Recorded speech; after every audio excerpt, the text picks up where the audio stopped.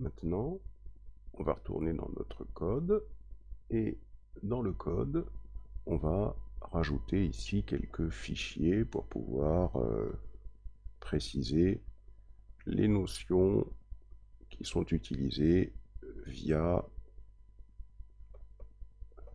Spring. Donc on va récupérer les trois fichiers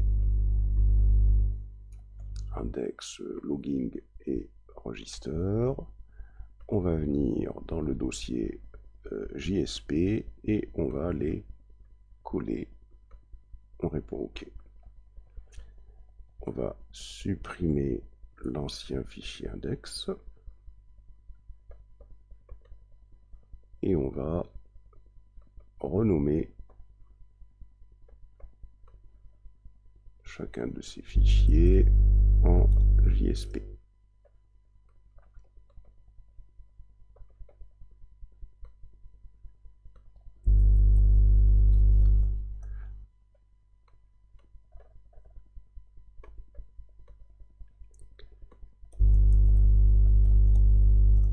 Voilà. On va réexécuter notre application. On descend dans Maven sur Spring Boot Run ici. On exécute l'application.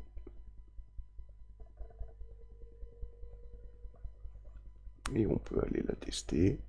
Là, normalement, on devrait obtenir cette page-là. Home pour retourner sur la page Home, Logging pour se connecter à notre page de logging, Search pour pouvoir rechercher des choses dans la base de données, LinkedIn pour se connecter à LinkedIn sur une page distante.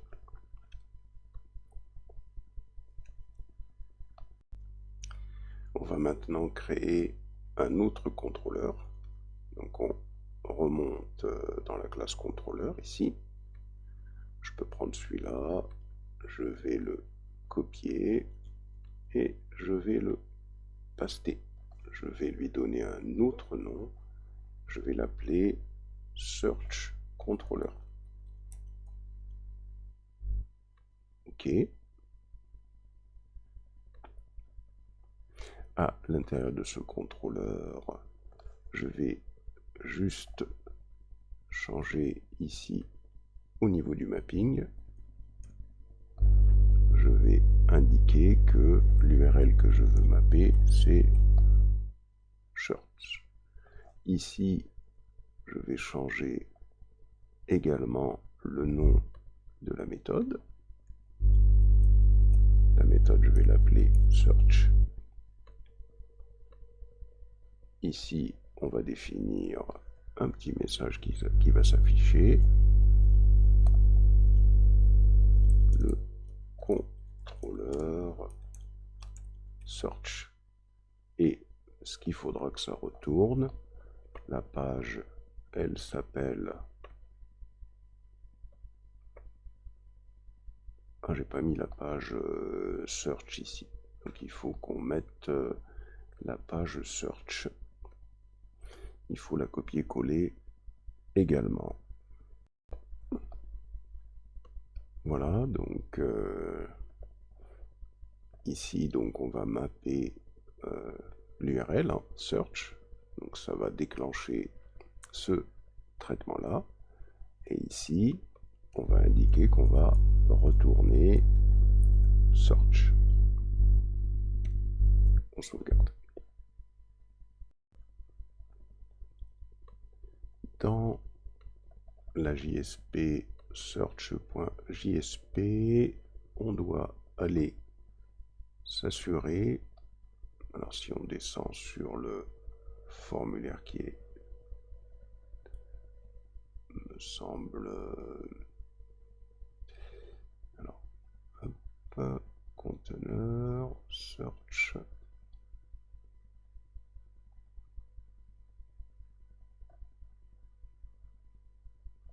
le formulaire il est ici, voilà, on doit s'assurer bien évidemment ici que l'action, ça va être search.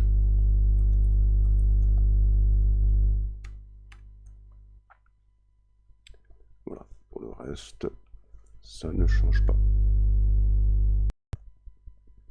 Alors, l'objectif, c'est que lorsqu'on arrive sur notre application, quand on clique sur Login, on doit se rendre sur Login. Quand on clique sur Search, on doit se rendre sur la page Search.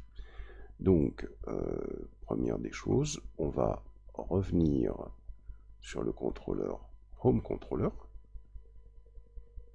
Et dans ce contrôleur Home Controller, eh bien, on va tout simplement créer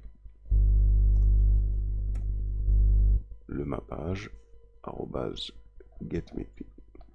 @getMapping. Là, l'objectif, c'est que ce contrôleur-là, c'est lui qui va gérer le fait que quand on clique sur Search, on arrive sur la page Search. Pour ça, on va d'abord se rendre dans la page index.jsp et on recherche le bouton sur lequel il faut cliquer. Le bouton sur lequel il faut cliquer, c'est celui-là. Donc on va récupérer ce lien-là et on va revenir sur Home Controller. Dans Home Controller, on va tout simplement donc coller cette URL-là et on va donner le nom Search à cette méthode. Ensuite, ici, on va indiquer qu'on imprime la page Search, on l'affiche du moins. Hop, comme ça. Et là, on va retourner le nom de la page JSP. Sauvegarde. Ah, petit guillemet qui manque ici. On va aller s'assurer que ça fonctionne. Sauvegarde. Et quand je clique sur Search, ça ne marche pas parce que je n'ai pas ici. Alors, je vais m'arrêter et je vais revenir ici pour réexécuter mon bootrun. Voilà. On revient ici, on rafraîchit et je clique sur la page Search et j'arrive bien sur la page qui va me permettre de rechercher les produits. Alors maintenant, ce qu'on souhaiterait, c'est que lorsqu'on clique, on saisit un produit ici, par exemple, banane par exemple. Lorsque je clique sur Search, on souhaiterait que la recherche se déclenche dans la base de données et que les informations récupérées soient affichées dans cette page-là. Donc, ce qu'on va être obligé de faire, c'est de revenir sur notre IDE ici. Et là, on va d'abord aller sur le fichier search.jsp qui est ici. Dans ce fichier search.jsp, alors je vais minimiser ici là.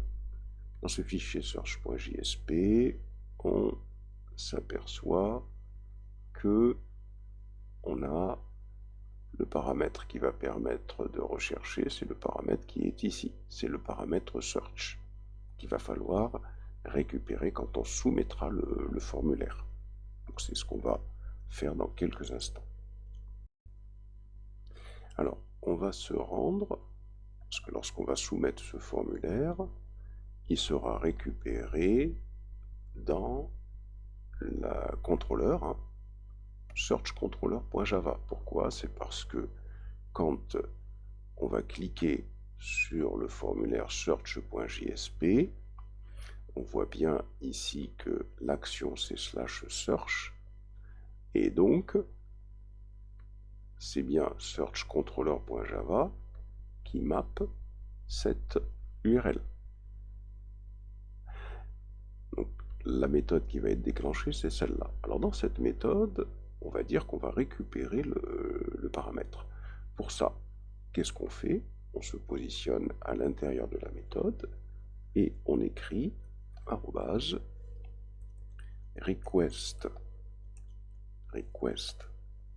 param, il est ici.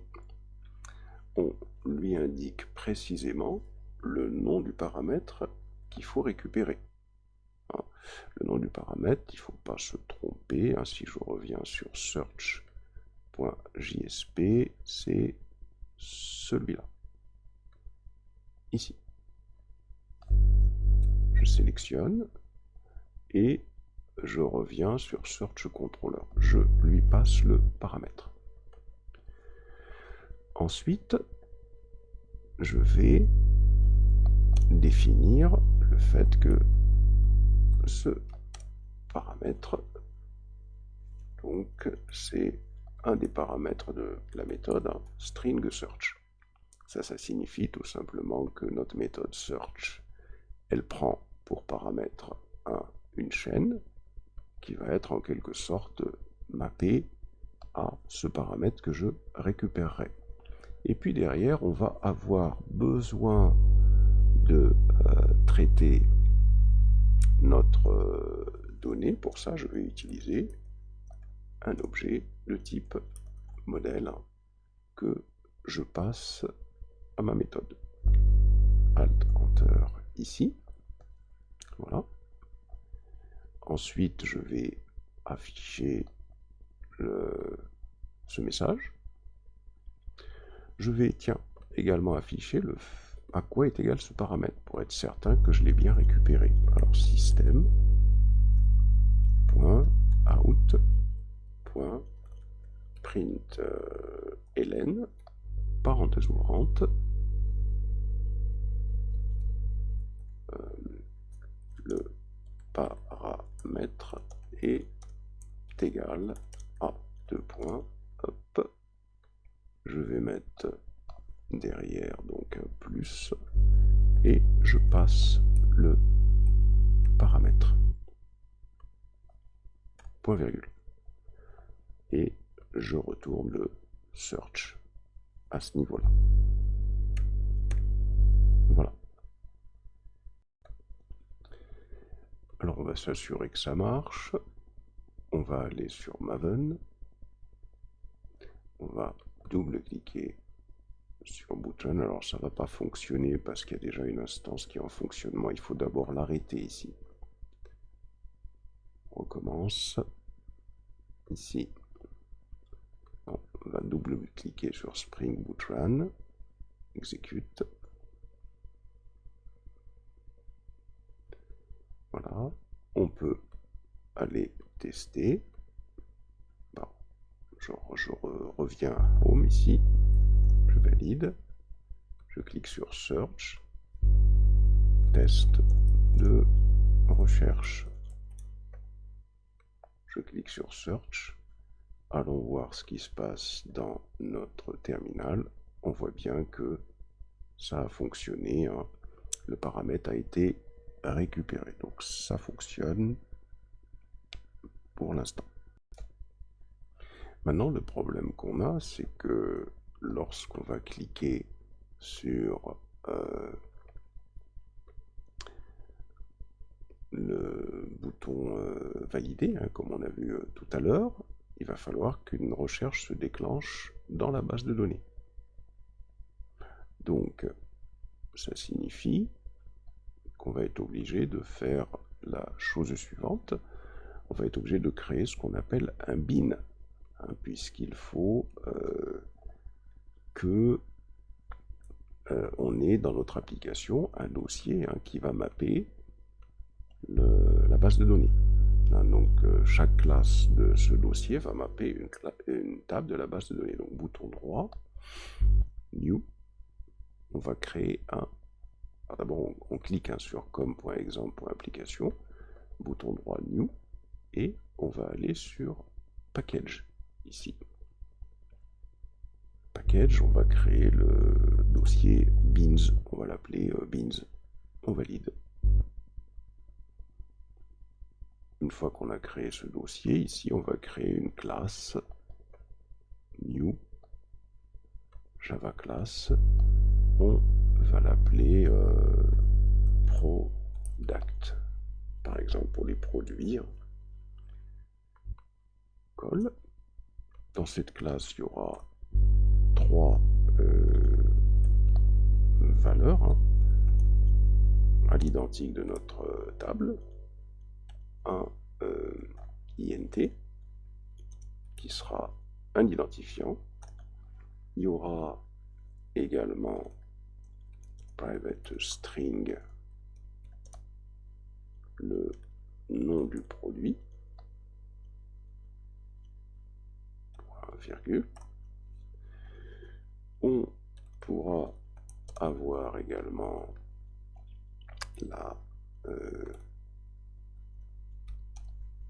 le chemin de l'image du produit. On pourra avoir également un prix pour le produit, et price. On pourra avoir également, toujours pour le produit, donc par rapport à notre base de données, on avait également une catégorie, hein, donc int catégorie, voilà, point virgule. Ensuite, on va générer les getters et les setters, donc generate getter and setter. On sélectionne absolument tous les éléments de la classe. OK. Et une fois qu'on a fait ça, il va falloir définir pour le framework Spring, et surtout pour JPA, que là on a une entity. Voilà. On va indiquer que l'id est également une clé. Base id. Voilà. Alors je vais diminuer ici. Et là, donc, on voit bien que on a notre classe que on a créée ici. Voilà pour notre entity. Alors, bien évidemment, maintenant, il faut aller créer cette table-là. On va aller la créer. Alors, peut-être pas dans ce terminal-là pour moi. Voilà. Donc, vous faites la même chose. Hein. Il va falloir créer votre table. Donc, clear pour moi. Alors, pour moi, je suis obligé de rentrer comme ça. Pour vous, vous tapez directement MySQL-U route -P pour vous connecter à votre serveur. Ensuite, la base de données, on l'avait appelée Spring App. C'était pas Spring App, je me souviens plus. On va aller voir dans le projet, hein, dans Application Property. Ah, c'est App Spring. Donc on l'avait appelé Use App Spring. Virgule, voilà. Et là, il s'agit de créer une table. Cette table, elle va épouser les propriétés de notre modèle. Donc create table product, parenthèse ouvrante, id int 5 auto underscore incrément, virgule,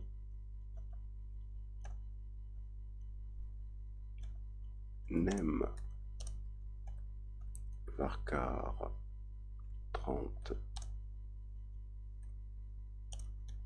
note nulle,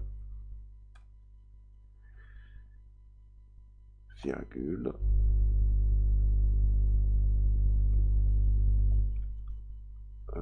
alors c'est image path varchar 80 note nulle,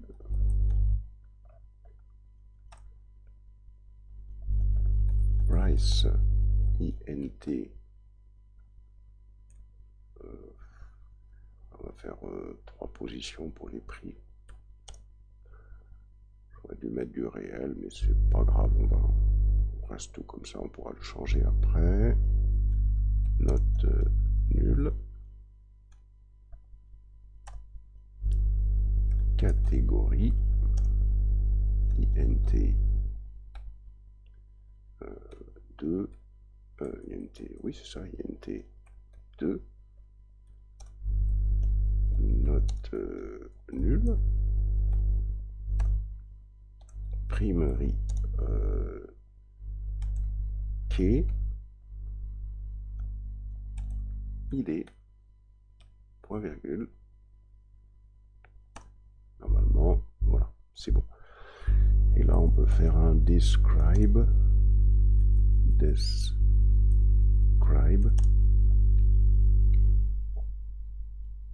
la table table, product, point virgule, voilà. Describe table, pourquoi ça? Est-ce que, alors j'ai dû faire une erreur, product, c'est describe product, hein, c'est pas table, voilà. Describe product, voilà, donc là ça me permet de contrôler ce que j'ai fait. Voilà donc pour la création de notre entity. Alors maintenant l'objectif, ça va être de pouvoir interroger la base de données et récupérer les produits. Pour ça, sous Spring MVC, on vient ici dans le package et on va créer un nouveau package que l'on va appeler repository.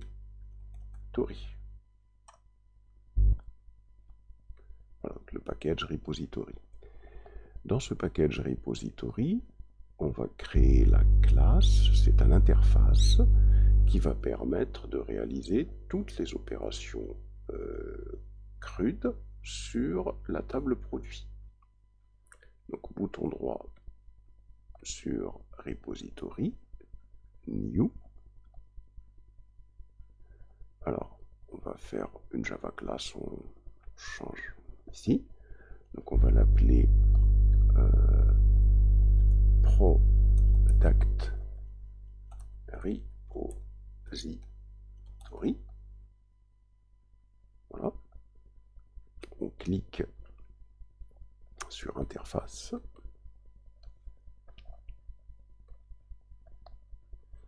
Une fois qu'on est dans l'interface, on va écrire que cette interface hérite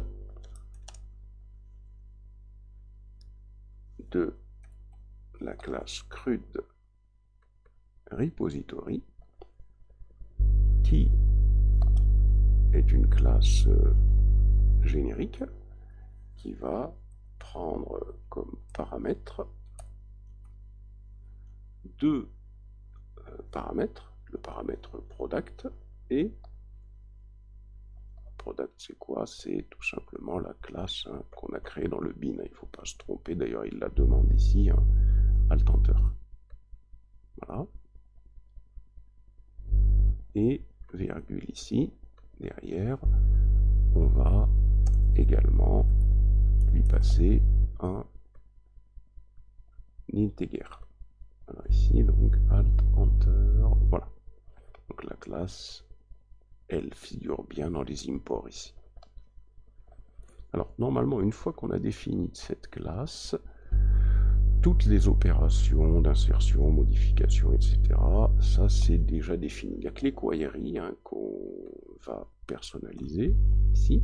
Donc là, l'objectif, c'est que quand on va cliquer sur Search, il faudra qu'il recherche les produits.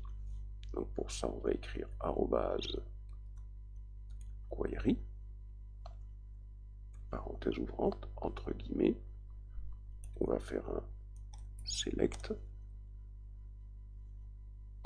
petit p, from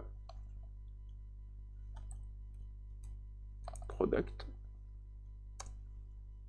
petit p pour l'alias, where, petit p point name, like,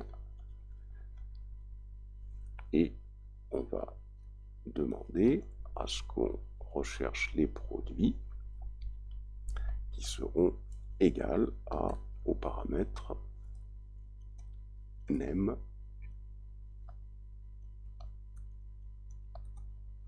Voilà. Donc là, on définit ce paramètre-là. Alors, où est-ce qu'il est ce paramètre-là? Attendez, donc là, on va faire Alt-Enter. Porte-classe. Ce paramètre-là, il faut savoir que ça, c'est une annotation qui doit être au-dessus de une classe. Hein. Donc, public d'une méthode plutôt, public list, entre crochets, product,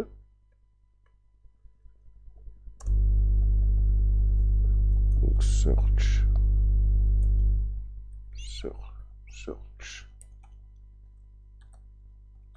product by name par exemple,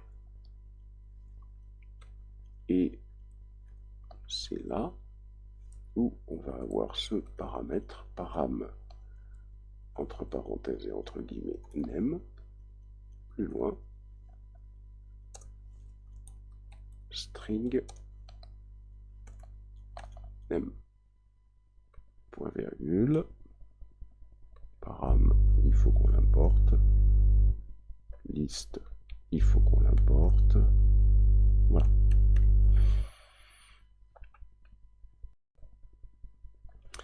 Alors maintenant, l'objectif, puisque on a créé la méthode dans le repository, ça va être de l'utiliser. Ça veut dire qu'il faut qu'on retourne sur notre contrôleur, dans le search controller qui est ici. Et dans ce search controller, donc, qu'est-ce qu'on va faire? On va se placer ici, au-dessus de la méthode. Et on va injecter avec AutoWired, on va pouvoir récupérer une instance de la classe de type product repository.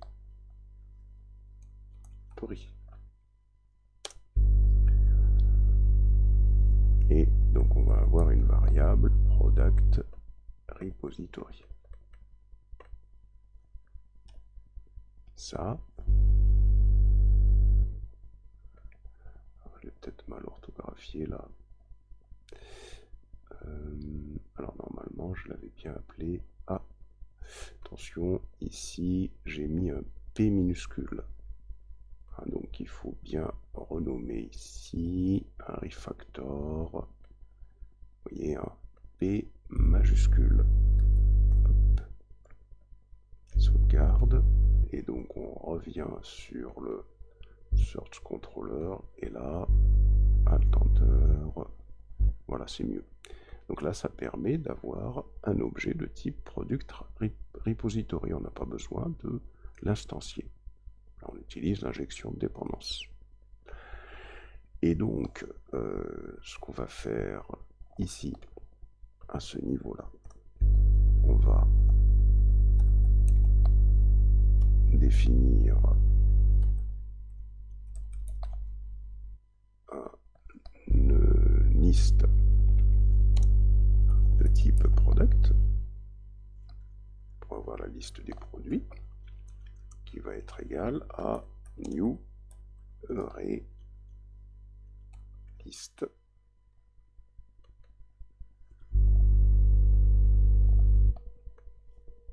point virgule. Ici, il faut bien sûr récupérer la liste des produits. Ici, on voit qu'il nous dit qu'il souhaite avoir le type. Donc on va lui passer product. Voilà. Et ici, bien sûr, voilà.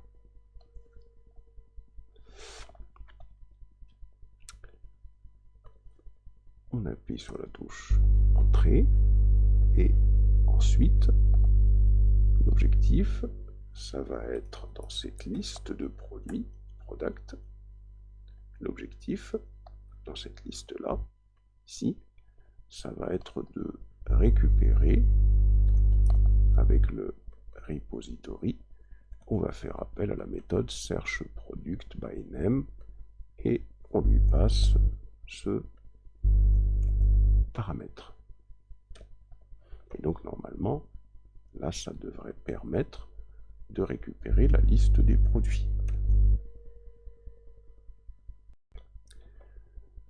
Maintenant qu'on a créé donc le code pour récupérer les éléments, il va falloir que dans le fichier search.jsp, on puisse les afficher. Alors, premièrement, on a besoin de JSTL ici, parce que là c'est de l'HTML. Donc on va se rendre sur Internet, et là on va rechercher JSTL Core Library. On valide. Ici on va avoir JSTL Core qui va apparaître, et on va sélectionner cette librairie, c'est ça qui va nous permettre d'utiliser JSTL dans notre page HTML. On revient sur notre code et là, en haut, après HTML, on copie-colle cette librairie. Ensuite, on va descendre à l'endroit où on doit boucler pour récupérer les éléments de la base de données. Voilà, à ce niveau-là.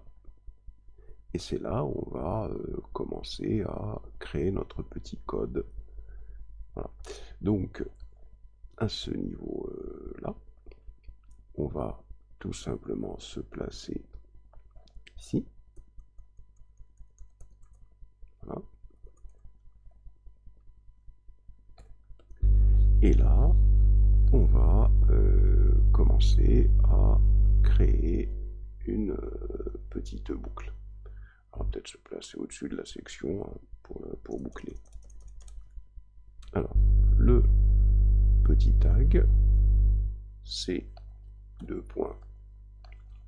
Et ici, d'abord on va poser une condition, on va tester. On va tester est-ce que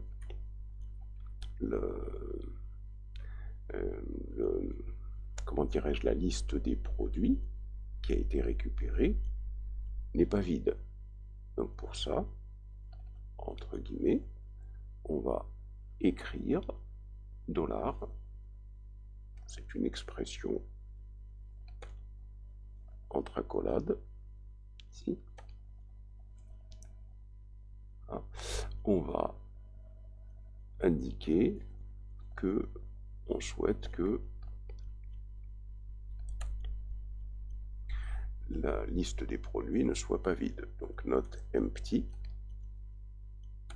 parenthèse ouvrante, products.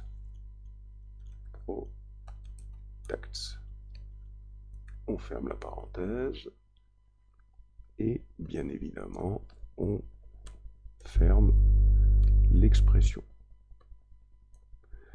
Donc ici on fait un test, c'est : if test est égal à note empty, hein, donc ça c'est une expression que l'on va calculer à ce niveau-là. L'objectif, hein, c'est de réaliser le code qui va être ici, qu'à la condition où il y a des valeurs dans la liste des produits. Et le test va prendre fin ici, à la fin de la section. Donc là, on va fermer tout simplement le C2.if. Voilà. Donc, ici, on a notre condition qui est posée ici, c'est-à-dire que c'est à cette condition-là que l'on va pouvoir exécuter le traitement. Alors, ensuite, une fois qu'on a constaté que la liste des produits n'est pas vide, l'objectif va être de parcourir toute cette liste. Alors pour ça, on va utiliser le C2. For each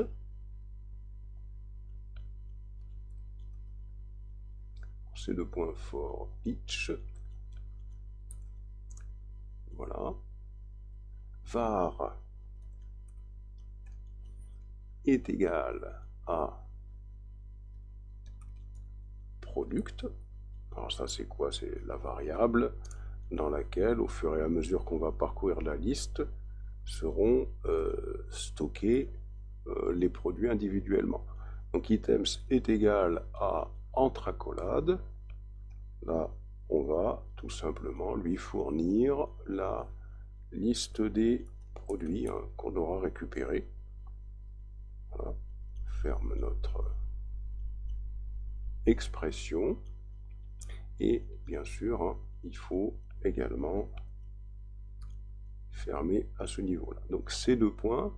For each var égale product items égale $product. Donc on va parcourir la liste des produits. Et bien évidemment, il faut que on ferme le for each à ce niveau-là, par exemple, puisque la boucle, là, ici, slash C2.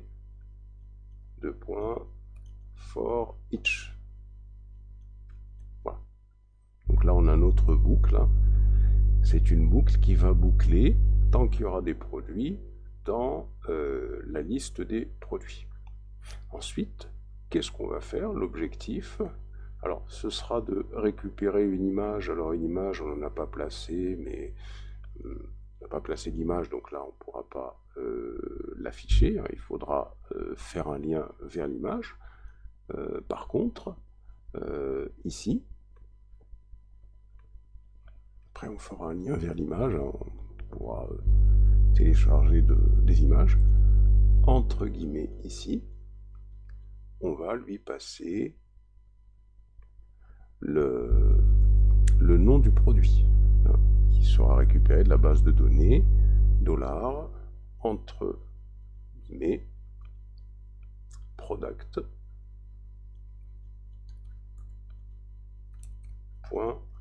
.name.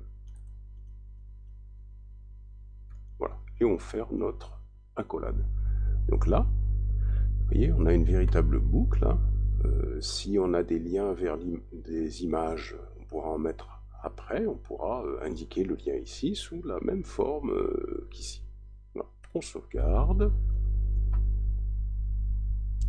et on va pouvoir, pour pouvoir tester, il va falloir aller insérer des données dans la base de données. Donc on va ouvrir dans un terminal l'accès à notre base de données. Il s'agissait de la table produit. On va insérer quelques produits. Insert into product. Alors, on va insérer quelque chose dans le name, puisque l'idée est en auto-incrément. On va insérer quelque chose dans le image path, on va insérer quelque chose dans le price et on va insérer quelque chose dans la catégorie. On n'a pas fait de table catégorie liée pour l'instant. Values, puisque ça on fait des tests. Le nom par exemple O, virgule image path, bon pour l'instant il n'y a pas, donc je vais écrire image, image slash o.jpg,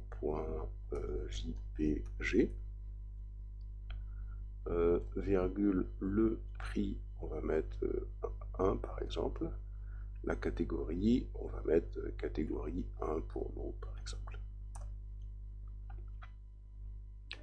Là c'est product avec un grand P, il faut faire attention. Ici P. Voilà. On peut rappeler la ligne. On peut mettre ici eau gazeuse. Eau, ici on va mettre gazeuse. Le prix, on va mettre 2. Et la catégorie toujours 1. On s'en fait un ou deux autres. Alors, on va faire Coca, Cola. Image, on va mettre ici Coca. Et à ce niveau-là, on va faire 3. C'est un peu plus cher le Coca. Catégorie 2. Et puis enfin, on s'en fait un dernier. Ici, on va faire Orangina. On va faire comme image Orangina. Et à ce niveau-là, on va faire 2 €. Ah oui, c'est vrai que 2 €, j'ai pas mis de virgule. Et pour la catégorie, on va laisser 2. Voilà, il y a quelques éléments que l'on a saisis dans notre base de données. On va aller tester notre code pour voir ce qu'on doit régler éventuellement comme problème. Alors, je clique sur Maven. Ici, je vais sur Plugin. Je vais sur Spring Boot. Et je fais Spring Boot Run. Voilà. Donc là, il va s'exécuter à ce niveau-là. Voilà, là, c'est lancé, il n'y a pas d'erreur. Et on va voir localhost 2.80.80.80/home. Voilà, le search. Un produit que je recherche. Alors, on va faire chercher de l'eau par exemple. On va faire search. Alors, allons voir ce qui m'affiche dans le... Voilà. Alors, paramètre est égal à eau, c'est bien beau. La chose, c'est qu'il ne m'a rien affiché dans la page. Donc, on va voir la raison pour laquelle il ne m'a rien affiché dans la page. Alors, pour régler le problème, nous allons d'abord aller sur notre base de données. Et ici, on va d'abord renommer la table product qu'on avait épelée avec un grand P. On va la renommer en la table product avec un petit p. Pour que le mappage se fasse correctement entre la classe et la table, on va faire cette opération-là. Alors, normalement, pour vous, ça devrait passer, puisque moi, je l'ai déjà renommé à ce niveau-là. Ça, c'est la première des choses.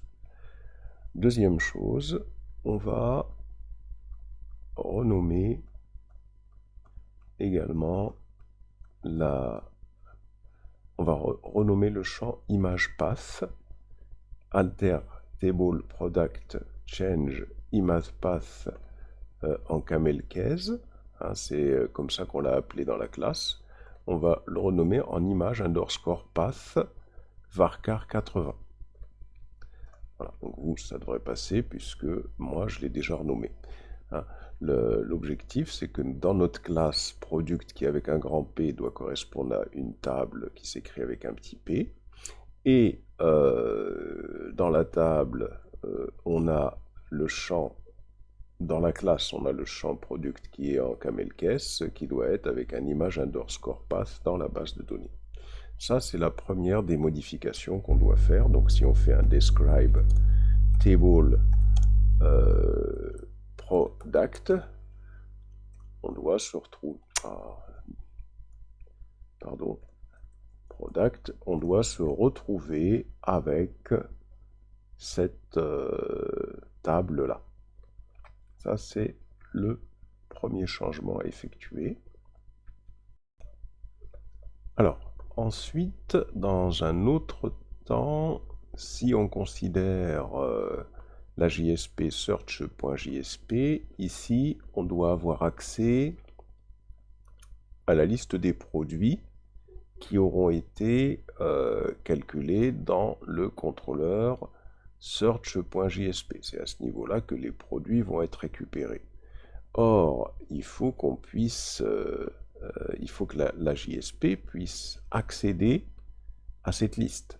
Il n'y a aucun endroit où on la lui a passé ici. Donc, premièrement, ici, on va venir ici et c'est là où on va utiliser le modèle. Le modèle, c'est un objet dans lequel on peut stocker des variables et les JSP pourront avoir accès à ce modèle et donc récupérer cette variable. Donc ici dans modèle, on va faire modèle add attribute. On va passer comme attribut product, donc c'est une clé, hein. On pourrait donner le nom qu'on veut, hein. C'est le nom qui est récupéré dans la JSP. Et à côté, à cette clé, on va lui associer, tout simplement, on va lui associer la liste des produits. Donc là, comme on a stocké la variable product dans modèle, et qu'elle est accessible via cette clé, eh bien, dans la JSP, à ce niveau-là, quand on la teste, en réalité, donc on va pouvoir récupérer cette variable product du fait qu'on l'a stocké dans le modèle. Ça, c'est la première des choses. Deuxième chose, dans l'entité products, on a l'idée que nous, on a généré automatiquement dans notre fichier, et donc ici, on va lui indiquer la chose suivante, on va écrire @generated_values stratégie égale génération taille.auto, hein, pour dire que cette idée sera en auto-incrément, et voilà. Donc on sauvegarde, et là, on va aller exécuter. Voilà. Hop. Je valide, je clique sur Search, je veux récupérer de l'eau. Voilà, il me récupère toutes les boissons existantes et les images seraient affichées à côté, il suffit qu'on donne des images. Si je mets quelque chose qui n'existe pas, voilà, il n'y a rien qui est affiché. Voilà, donc là, on a compris comment, avec Spring, on peut interroger une base de données et récupérer des informations. Alors, revenons sur notre code. On va aller dans le repository, ici, et là, bien évidemment, on a oublié une annotation très importante, hein, @repository. Ah oui, c'est cette annotation-là qui va permettre de faire en sorte que l'on puisse utiliser cette classe comme repository. Donc on va arrêter notre serveur et on va recommencer. Là.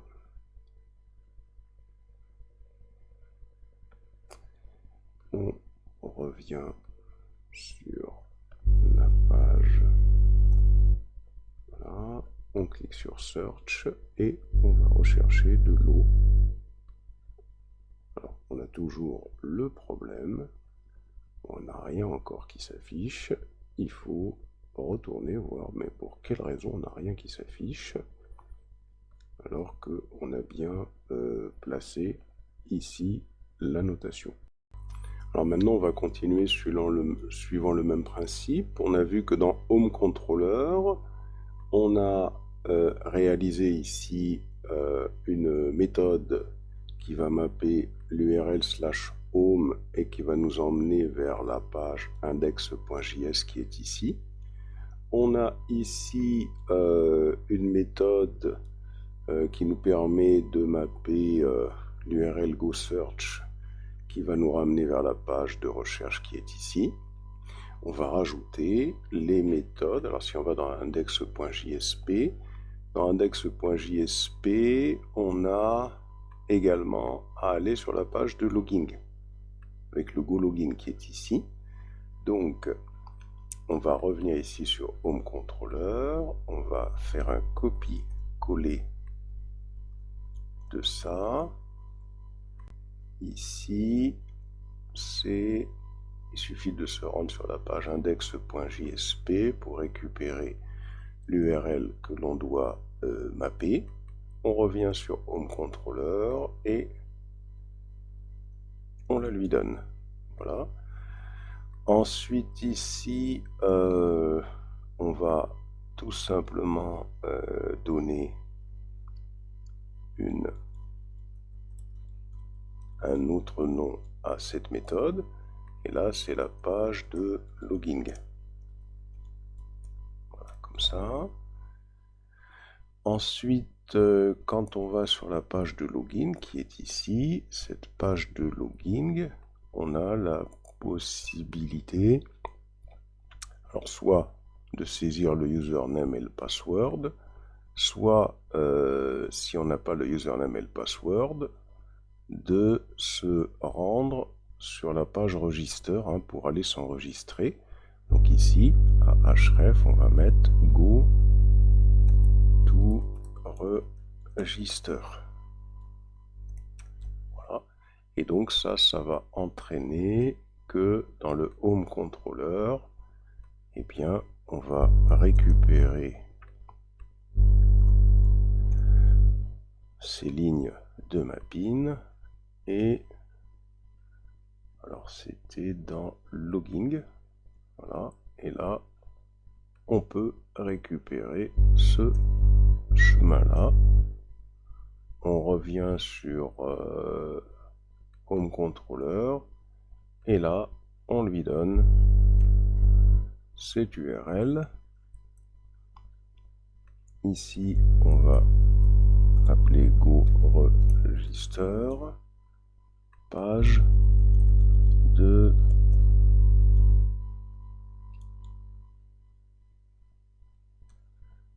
de création de compte. Et là, la page, elle s'appelle register. Donc ici, on va écrire register. On sauvegarde. Et on va pouvoir aller tester tout ça. On va tester. Je clique sur Maven. Spring Boot Run.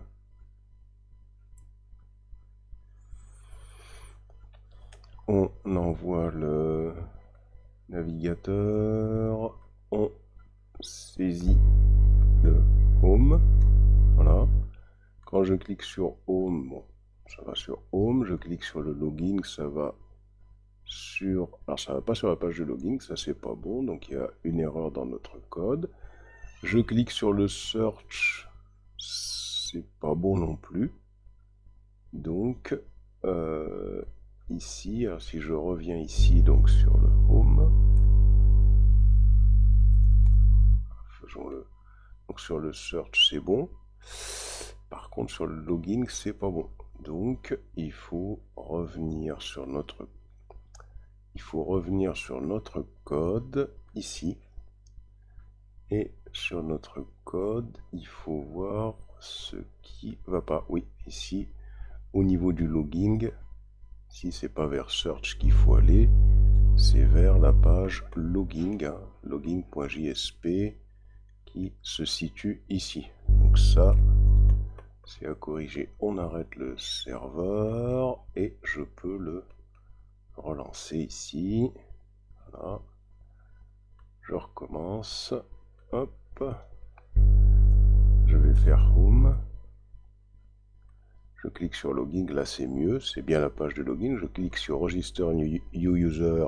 Donc, il arrive bien sur une page pour enregistrer le nouvel utilisateur. Je dois revenir sur le Home. Normalement, parce que j'ai sur cette page où je suis le search, il faudrait aller le travailler. Voilà, donc sur le search, c'est bon.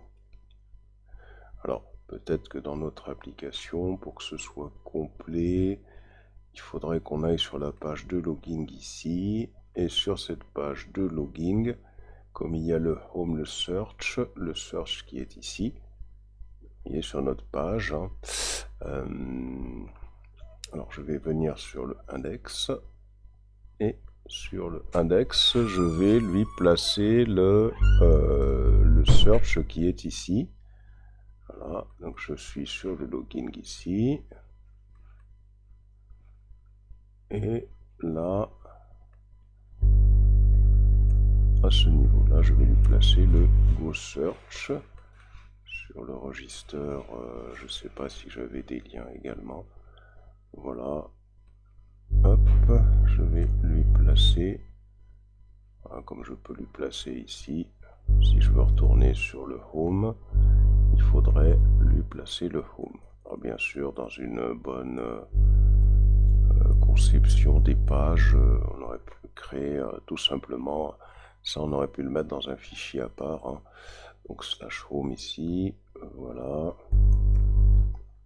Même chose dans le search, je présume. Ici, voilà, là on pourrait mettre le slash home ici. Pour le logging, alors je sais plus. Il faut aller le chercher sur index. Sur index, alors ouais, donc c'est go logging, hein, go search. Et hop, sur le logging, sur le register, sur le search. Voilà, sur le logging ici, hop, je peux mettre ce lien là. Et sur le search, je vais le chercher ici. Hein. Hop, et je viens sur le search à ce niveau-là. Voilà. Voilà, comme ça, normalement, on devrait avoir des choses un peu complètes. Voilà. Voilà. L'application n'est pas optimisée. Hein. Normalement, on devrait avoir un en-tête à part, mais c'est pour tester rapidement. Donc, on lance le Spring Boot qui est ici. Hop. Je viens sur le Home. Voilà, donc je vais sur Home, sur le logging. Là, je peux normalement revenir sur le Search. Voilà. Je peux retourner sur le login. Je peux aller enregistrer un nouvel utilisateur. Je peux revenir sur le Search. Voilà, bon, bah, ça a l'air de bien marcher. Donc voilà pour cette partie déjà navigation. Bien, maintenant, si on exécute notre application de cette façon-là, si on clique sur Search, sur Login plutôt, et si on clique sur Register New User, on voit qu'on a un formulaire que l'on doit remplir. Et lorsqu'on va soumettre ce formulaire, eh bien, on devrait avoir les informations qui vont aller être stockées dans une base de données. Donc il va falloir que l'on crée la table user pour pouvoir y stocker ces informations. Donc c'est ce qu'on va faire maintenant. On va donc aller créer notre table. Alors, bouton droit, nouvelle fenêtre. Voilà, donc là, il faut vous rendre dans votre MySQL. MySQL-u route-p. Et là, je vais ouvrir la table Spring app. Non, c'était que je retrouve la base de données. On l'avait appelée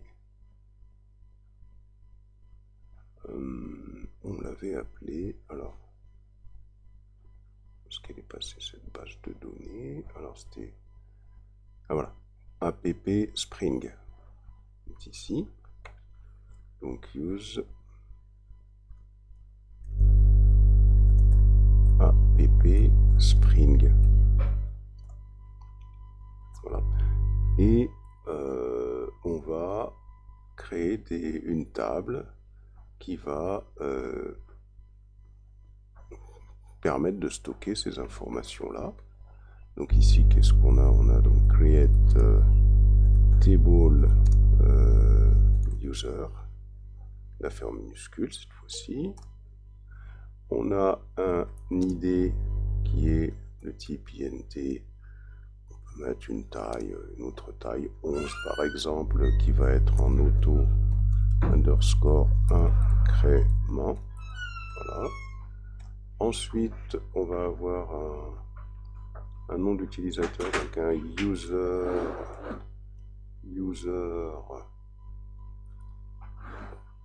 underscore name, qui lui, ça va être du varchar sur 30 positions, virgule.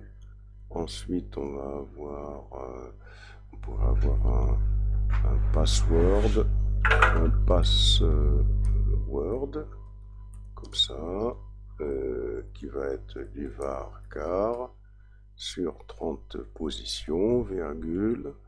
Ensuite, on va avoir un first underscore name, ça va être du varchar sur 30 positions, point virgule. Ah, point virgule, c'est une erreur, donc je vais le refaire, donc je remonte. Donc on avait dit la table user, le ID sur 11 positions, le username, le password, qui veut prévenir. Alors le password, est-ce qu'il est passé ce password? Bon, je vais être obligé de le refaire ici. Donc username, on avait dit password varchar sur 30 positions. Voilà. Le first underscore name varchar sur 30 positions, virgule, j'essaie de ne pas se tromper. Le last, alors par contre là il va falloir que je la recommence. Alors point virgule. Oui, parce que là il faut pas mettre le tiret du milieu au milieu. Donc je la recommence. Create table user, parenthèse ouvrante, ID int sur 11 positions, en auto underscore incrément, virgule, auto incrément.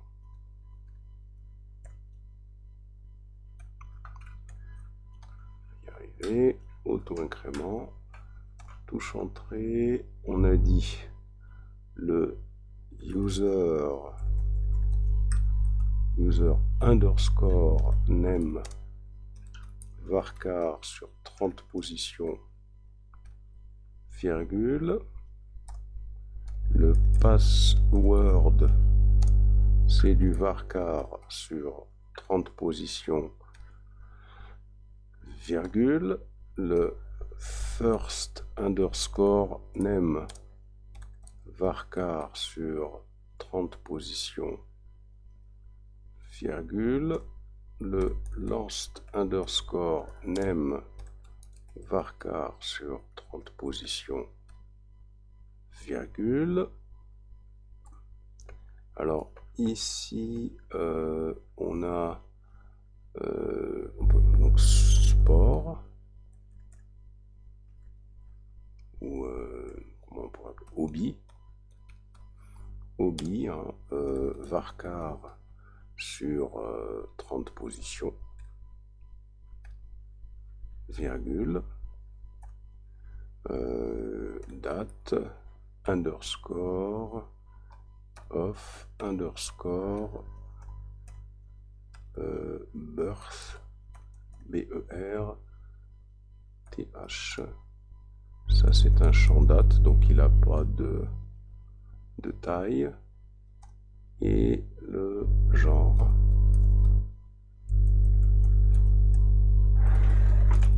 gender, ça c'est du varchar sur, alors genre, donc 1, 2, 3, 4, donc sur 5, 6 positions,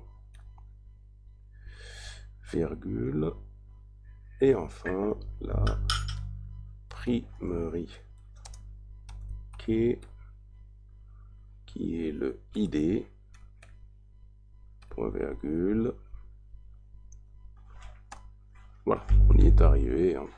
Voilà, donc la table, elle a été créée, et c'est exactement ces champs-là que je vais utiliser. Simplement ici, quand on a le champ qui est comme ça, on va pouvoir utiliser le camel case dans notre classe.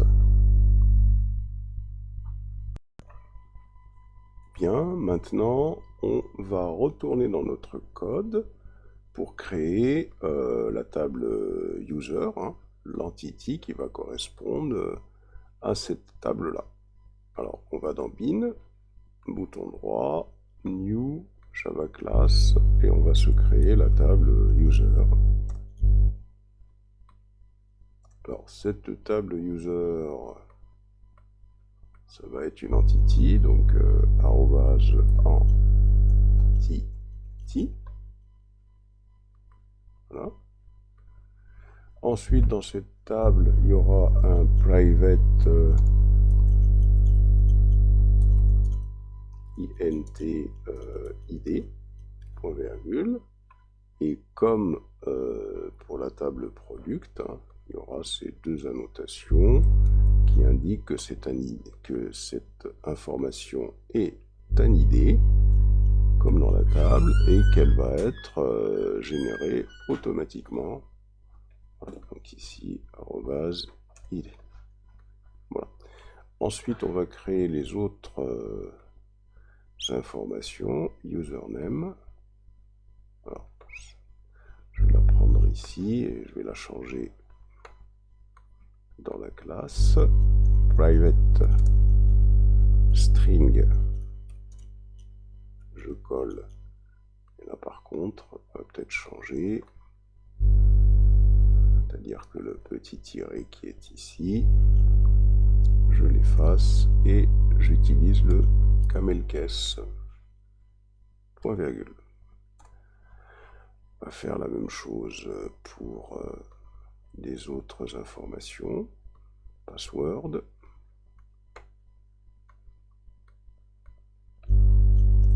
Private string password. On va pouvoir voilà.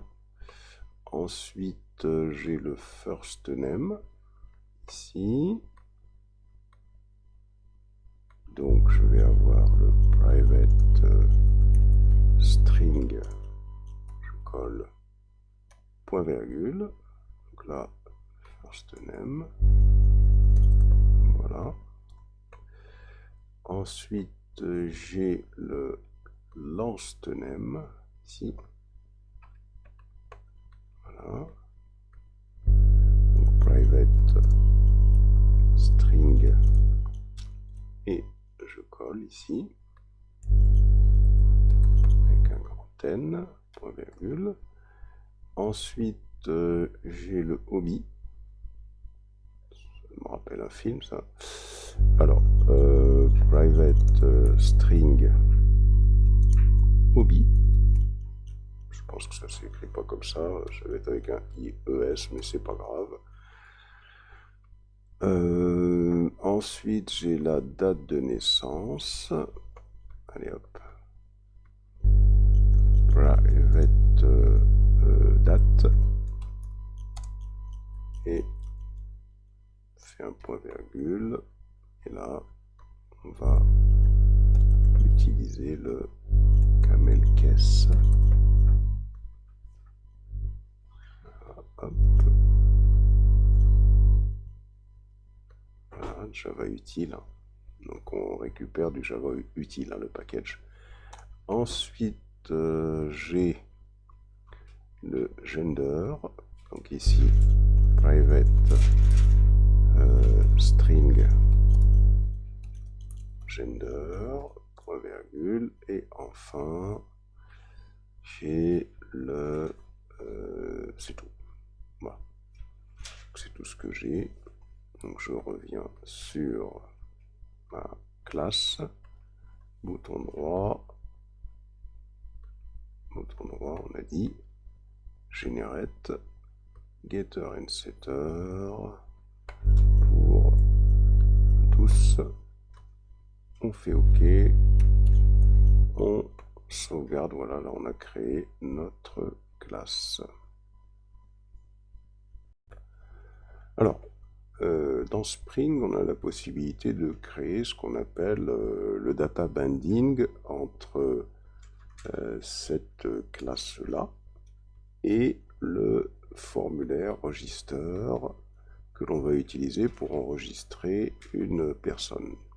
Alors pour faire le data binding, c'est quelque chose de très intéressant parce que ça va nous permettre de pouvoir ne pas avoir à récupérer les données du formulaire pour les enregistrer dans une classe comme on a l'habitude de faire, hein, pour que ce soit stocké. Donc on va essayer de relier, le data binding c'est ça, hein, on essaye de relier cet objet-là, on essaye de le relier, c'est ce que fait Spring, hein, il va le relier donc à ce formulaire-là. Donc la première des choses à faire va consister à ce que les noms qu'on a ici, par exemple username, tel que c'est orthographié ici, il faudra que dans le register GSP, dans le name du formulaire, il faut exactement qu'on ait ce nom-là.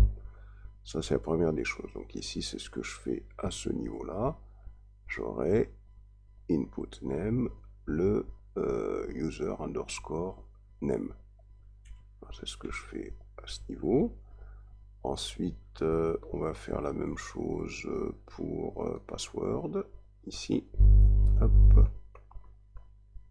Je reviens sur register et voilà, je vais coller. Attention, sans le point virgule, surtout. Je fais la même chose pour le first name ici. Hop. Je reviens sur register. Et là, je le paste. Apparemment, c'est le même, mais on s'en assure. Pour le user, ça doit être kiff. Hop. Je reviens ici sur register et je colle à ce niveau-là. Ensuite, pour... j'ai oublié l'activité dans la base de données. Bon, si, je l'ai appelé hobby. Je l'ai appelé hobby. Je me souviens, je l'ai appelé hobby. Donc, puisque je l'ai appelé hobby, c'est parfait. Donc ici, hop, je récupère hobby. et je vais tout simplement à ce niveau-là remplacer le name par hobby. Ensuite, je reviens ici dans User, j'ai la date of birth à ce niveau-là. Hop, je la récupère et je vais la coller dans le name qui est ici. Voilà. On sauvegarde. Alors, pour mettre en place le data binding, c'est-à-dire que nous, ce qu'on souhaite, c'est que ces informations-là dans le formulaire vont correspondre directement aux propriétés de l'objet. On a d'abord besoin d'aller sur Internet pour rechercher form tag Spring Library. On va avoir besoin de cette librairie. Donc on colle ça dans Google. Et normalement, on devrait arriver ici, Spring Form JSP Tag Library. Voilà, on descend et on devrait trouver la librairie quelque part. Est-ce qu'elle est ici? On va devoir se rendre sur une autre page. Je ne pense pas que je l'ai ici. Spring Form Tag Library. Alors, où est-ce que j'ai ça? Donc j'ai celle-là, Biotechnologie Spring, ici. Oui, ici je devrais l'avoir, je pense. Alors, View Resolver, Additional Tag, User. Voilà, elle est ici. Using Spring Form Tag Library. Donc il suffit de sélectionner cette librairie-là. Je fais un copier. Je reviens sur le formulaire et je vais coller ça après le HTML qui est ici. Bon, c'est la première des choses. Et deuxième chose, ici, au niveau du... Donc maintenant qu'on a fait ça, au niveau du formulaire, beaucoup de choses vont changer. Ici, donc le formulaire, on va utiliser cette librairie, donc ça va devenir form. Voilà.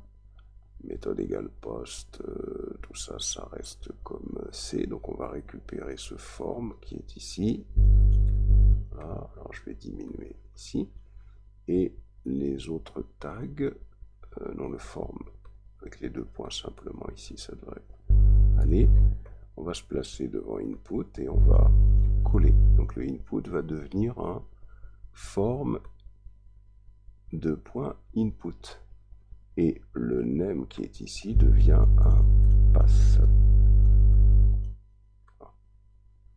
C'est comme ça que cette librairie fonctionne. C'est ça qui va permettre de faire en sorte que les données de l'objet que l'on aura instancié via le user viennent renseigner, plutôt que les données du formulaire, aillent renseigner directement les données de l'objet. Donc ici, on va récupérer cette expression-là, puisqu'on va reproduire exactement la même en dessous. On fait la même chose à ce niveau-là, et on colle également, comme ça, ça permet d'écrire un peu moins. On fait la même chose ici. Voilà, on va coller à ce niveau-là. Ensuite, on a le bouton radio. Alors là, pour le bouton radio, il va falloir, à la place du input, donc là on va écrire carrément form, deux points, et là ça va être un radio en minuscule. Radio button. Voilà, radio button. Et ici, bien sûr, le type. J'ai pas besoin du type, par contre, le type va partir. Voilà, ça c'est plus la peine, hein, puisque là on l'a précisé avec le form radio bouton. Ensuite on va avoir à la place du name, je vais avoir le path. Voilà. Le reste, ID activity pour JavaScript, ça peut rester comme ça. La value également. Donc ici, je récupère cette syntaxe-là et je la reproduis à ce niveau-là. Voilà.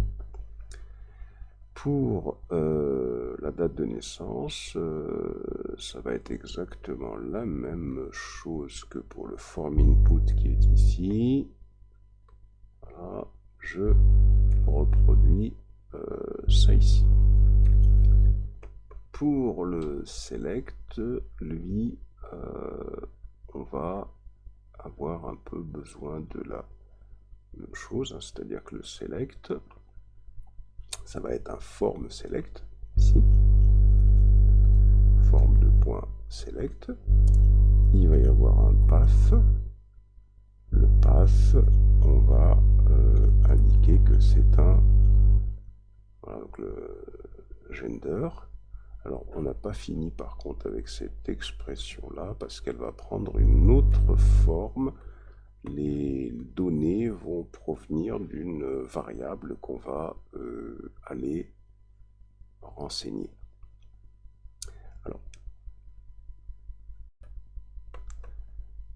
Alors, de plus, il va falloir... alors d'abord, on doit terminer notre formulaire à ce niveau-là, avec forme 2 points, forme. Alors, pour que le data binding puisse se faire, il va falloir qu'ici, dans le tag du formulaire, à ce niveau-là, il va falloir qu'on définisse un modèle attribute. Voilà. Ce modèle attribute, on va lui donner une valeur, hein, par exemple la valeur new user. Hein. On peut lui donner cette valeur-là. Oui, on peut lui donner cette valeur-là, new user. C'est-à-dire que ce nouvel utilisateur, on pourra le récupérer à partir d'un attribut de l'objet modèle, hein, comme on avait fait un petit peu tout à l'heure, et il contiendra donc on pourra l'envoyer plutôt, hein, c'est-à-dire qu'on va pouvoir stocker ces données-là dans un modèle attribute, hein, que l'on a appelé new user, pour qu'il soit exploité dans le contrôleur. L'idée c'est ça. Et ensuite, à ce niveau-là, cette expression select, on va pas la laisser comme ça, on va supprimer les items à ce niveau-là. Donc on va supprimer toute cette partie-là. Et ici, on va lui passer la propriété items qui va aller récupérer ces données via un modèle, elle aussi. Hein. Alors on peut appeler ça donc genders ici. C'est-à-dire que ça va être une sorte de liste, un array list, hein, qui va contenir tous les items que l'on avait en dessous. Donc on résume. Ici, pour faire le data binding, ça veut dire quoi le data binding? Ça veut dire que dès qu'on va faire un submit, toutes les données du formulaire vont venir prendre place ici, dans un attribut, hein, qui sera stocké dans un modèle qui pourra être exploité dans notre contrôleur. Ça, c'est la première des choses. Deuxième des choses, on a utilisé le tag, le form tag lib ici, hein, ce qui va permettre de pouvoir concourir à l'utilisation justement du data binding. Et enfin, on a utilisé bien sûr les tags appropriés. à ce niveau-là. Et ensuite, ici, pour le select, hein, on va lui passer un neuralist qui va permettre de reproduire les différentes options dont il était constitué. Alors, c'est cette liste-là que l'on va aller construire quelque part. Et bien évidemment, il faudra, au départ, quand le formulaire va être affiché, il faudra au départ que le new user il soit initialisé avec des valeurs qui seront vides. Il faudra également ici que le gender il soit initialisé. Donc c'est ce qu'on va faire maintenant. Donc on va initialiser ces valeurs, la valeur new user et la valeur gender. Pour les initialiser, on va aller le faire dans le home controller qui est ici. Et dans ce home controller, on va définir ici alors, public user get default user.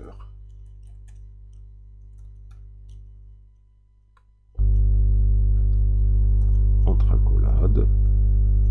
Et là, l'objectif va consister à retourner un nouvel utilisateur, un new user. On instancie un new user. Alors ça signifie, alors Alt-Enter, voilà, pour pouvoir récupérer le user. À ce niveau-là, alors là, qu'est-ce qu'il me dit? Require le type user. Ah oui, donc ici, erreur de syntaxe à ce niveau-là. Voilà.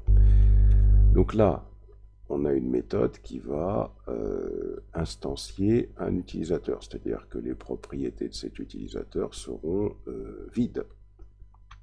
Et l'objectif, c'est quoi? C'est que dans le... Où est-ce qu'il est ce formulaire register, comme on a mis un new user qui, lui, il aura ces propriétés-là, qui sera mappé avec les valeurs d'un objet user. Donc ici, ce qu'on fait, on instancie un nouvel utilisateur. Donc ce qui fait quand on appellera le formulaire, les propriétés seront vides. Simplement, il faut faire précéder ça de la notation modèle attribute et entre parenthèses, entre guillemets, il va falloir ici récupérer cette propriété pour bien indiquer que c'est cette propriété new user, c'est cette propriété new user qui va stocker en fin de compte cette valeur que l'on va retrouver dans notre formulaire. On fait exactement la même chose, donc on peut faire un copier-coller de tout ça, on va juste changer ce qu'il faut changer. Dans le formulaire, ici, on a cet attribut-là qui va représenter la liste des genres, hommes, femmes, etc.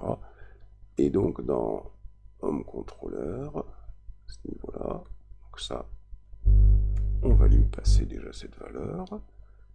Ensuite, ici, on va renvoyer, c'est une liste qui va être envoyée, une liste de string. Voilà. Liste de string.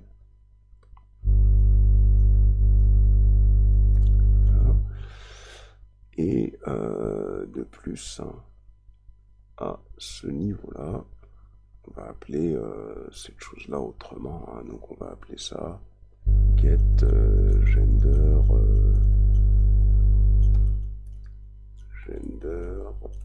list. Voilà.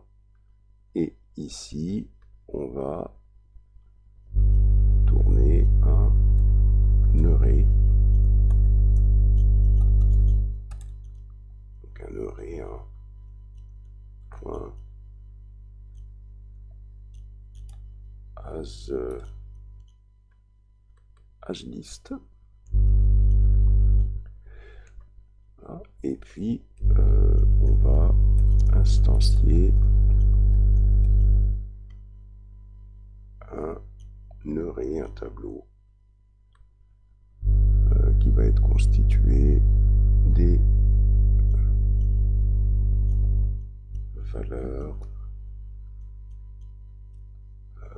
ici, donc man,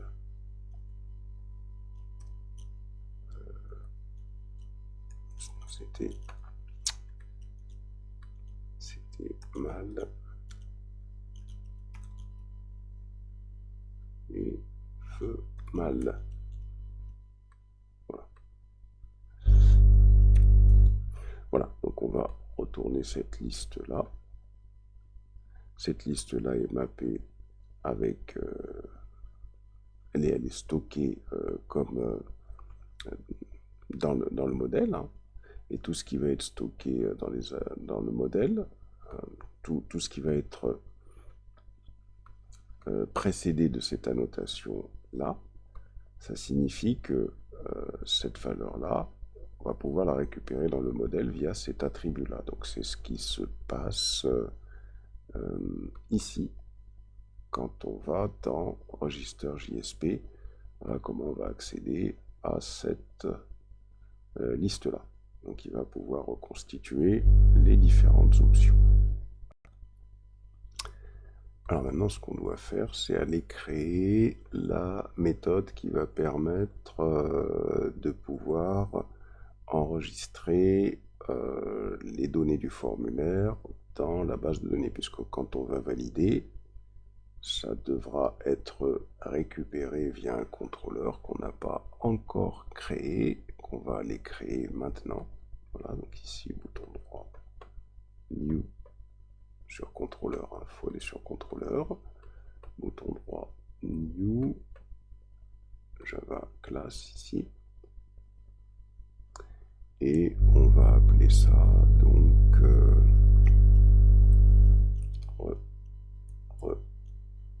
register contrôleur. Voilà. Comme ça, donc ça va être notre contrôleur. Hein. On peut tout de suite le précéder de la notation arrobase contrôleur. Et dans ce contrôleur,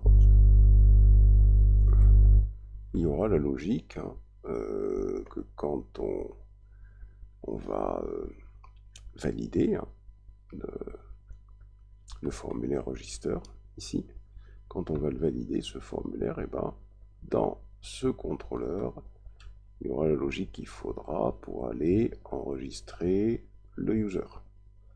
Pour enregistrer le user, il va falloir d'abord, à ce niveau-là, que on crée les instructions qui vont permettre de stocker ça en base de données. Donc on va sur repository, new, Java class, et ici, on va appeler ça user repository, et c'est une interface, hein, vous avez vu ça tout à l'heure, qui va étendre la classe hein, CRUD, la méthode plutôt, c'est une classe générique hein, qui va prendre pour première propriété un user et deuxième un integer comme tout à l'heure. Donc user alt enter hein, pour pouvoir la ramener, Et une fois ça que c'est fait, donc il y a toutes les opérations CRUD qui sont définies. Ce qu'il y a, faut pas oublier, de la surmontée de la notation repository. Bon, ça se passe. Hop, Altender, c'est parfait. Voilà.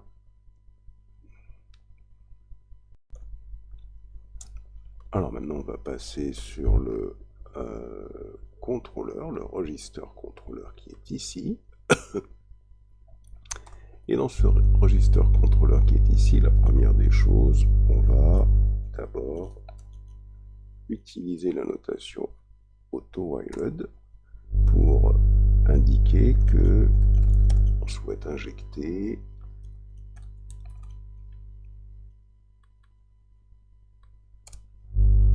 le user repository.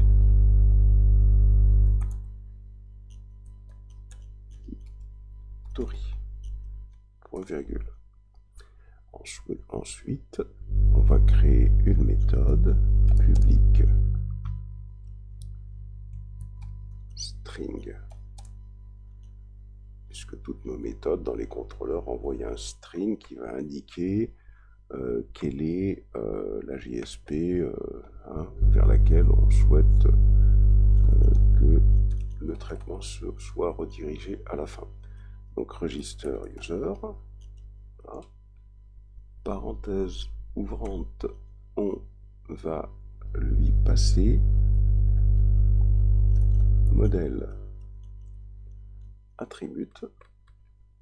L'objectif, ça va être de lui passer, puisque quand on va valider le formulaire, quand on va valider notre formulaire register JSP, ici on a un modèle attribute. Donc c'est ce modèle attribute là qu'on va passer au contrôleur ici, à ce niveau-là. Voilà. Donc là, on va passer ce modèle attribute.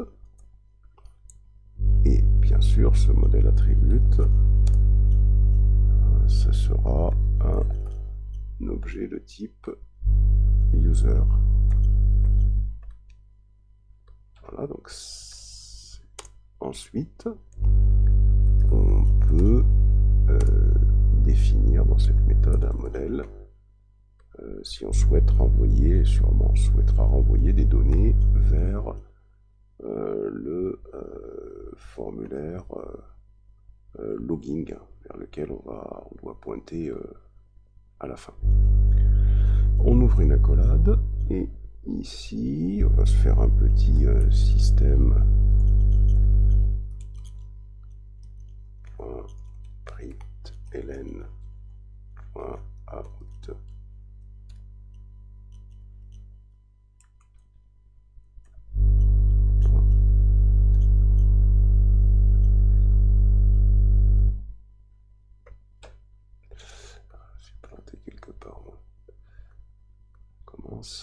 Ici. Donc 6 voilà. Point out, on va y arriver, point println, et là entre guillemets on enregistre le user. Pour afficher l'information, on pourrait envoyer ça dans un fichier log si on voulait.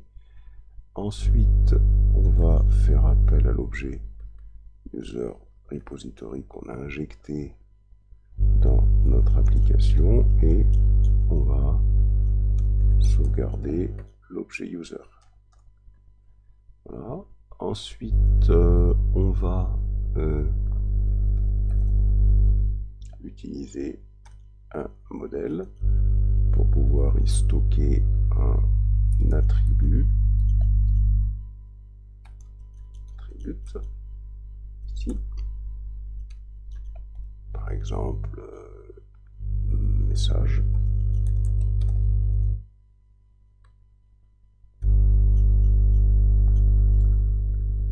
l'utilisateur et sauvegarder.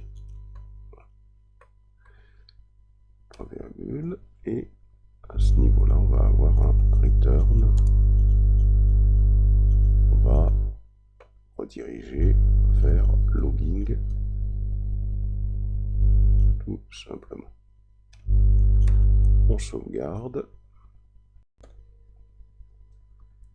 Alors, dans le fichier register.jsp,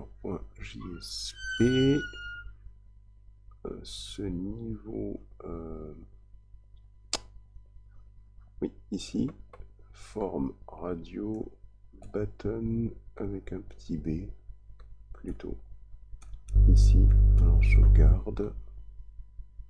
Voilà. Alors, de plus, ici, donc forme radio bouton. Donc là, on va fermer le tag. Ici, alors ici, obi, non, ça c'est pas bon. Et ici, on va fermer le tag également. Voilà.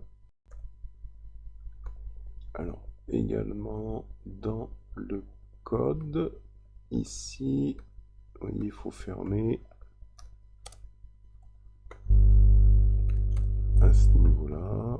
Alors, forme, il est bien là. Voilà. Alors, on a également ici l'oubli du symbole $ parce qu'il s'agit d'une expression ici.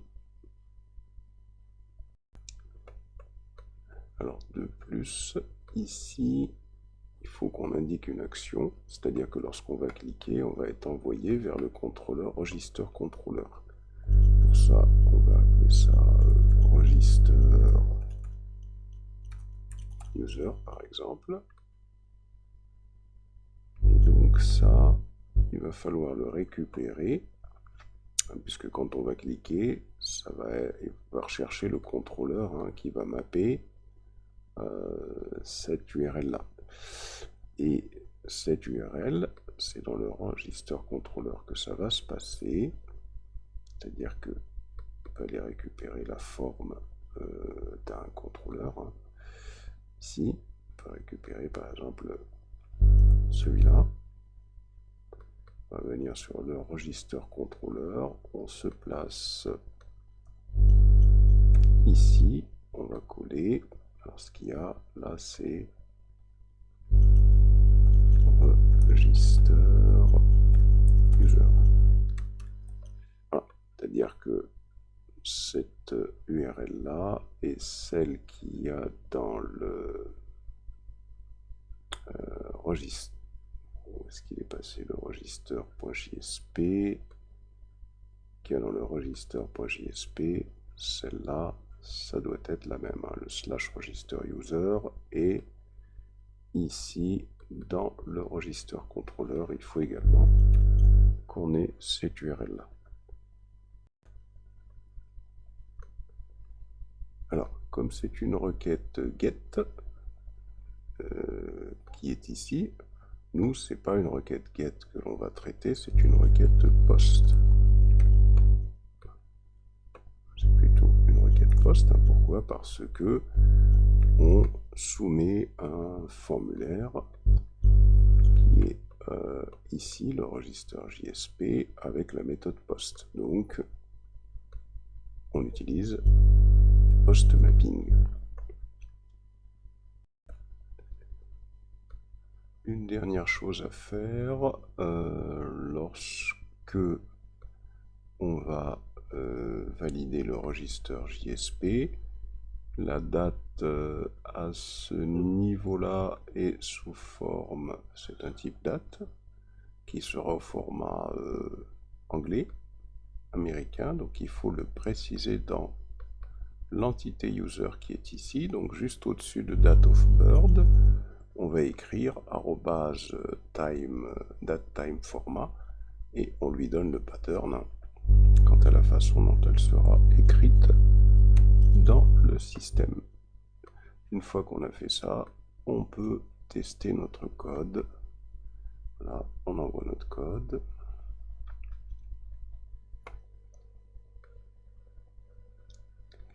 Ici,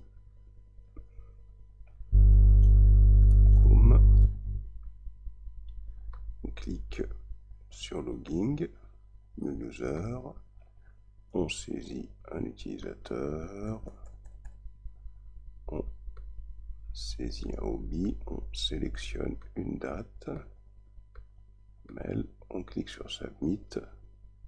Normalement, il a validé et on devrait retrouver tout ça en faisant un Select étoile from User. Voilà.